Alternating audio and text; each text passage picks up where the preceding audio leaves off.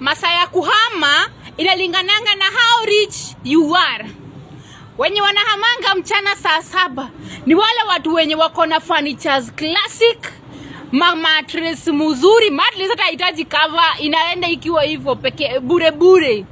Kuna wale nao huhama jioni, ile masaa ya 6 saa 1 hapo. Hani wenye wako katikati, mattress si mbaya vile lakini si mzuri, viti si mbaya lakini si mzuri, vitu zake si mbaya, ziko hapo katikati.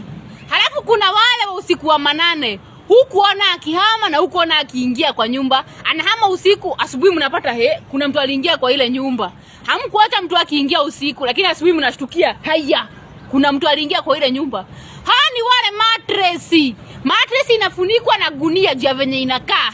Huyo viti zake ni mararu, hata hana kiti. Vitu zake ni mararu, vyombo, kila kitu yake inakaa hobera.